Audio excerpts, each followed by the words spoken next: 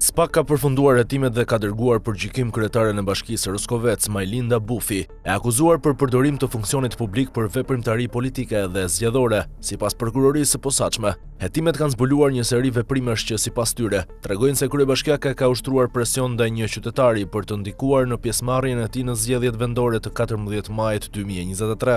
Ngjarja lidhet me shtetasin GB, përfituesi një programi social të bashkisë për përmirësimin e kushteve të banimit. Sipas SPAK, megjithse ky program parashikonte ndihmë për familjet në nevojë, objekti ku GB kërkonte mbështetjen nuk ishte banesë ekzistuese, por një ndërtesë sapo nisur me probleme dokumentare. Kjo situatë u bë më ndërlikuar pak para zgjedhjeve, kur punonjës të Inspektoriatit të Mbrojtjes së Territorit shkuan në pronën e qytetarit, duke i kërkuar llogari për punimet dhe duke e paralajmëruar për ndalimin e tyre. Pas kësaj vizite, GB është thirrur në ambientet e Bashkisë Roskovec, ku ka zhvilluar një bisedë të tensionuar me kryebashkiaken Majlinda Bufi. Në këtë takim, i cili më vonë u publikua në media përmes një audio regjistrimi, Bufi i kujton qytetarit se situata e tij me ndërtimin pa leje e vuri atë në rrezik administrativ.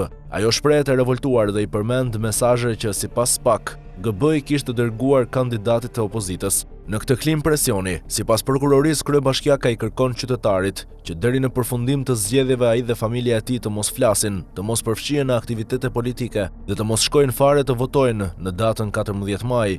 Kjo kërkesë sipas SPAK u shoqërua me kërcënime indirekte për masa administrative, duke i vënë qytetarit kushtin që të qëndronte në heshtje për të shpëtuar nga situata që i ishte krijuar. Megjithatë, pavarësisht këtij presioni të pretenduar, shtetasi GB e ka ushtruar të drejtën e votës sipas vullnetit të tij.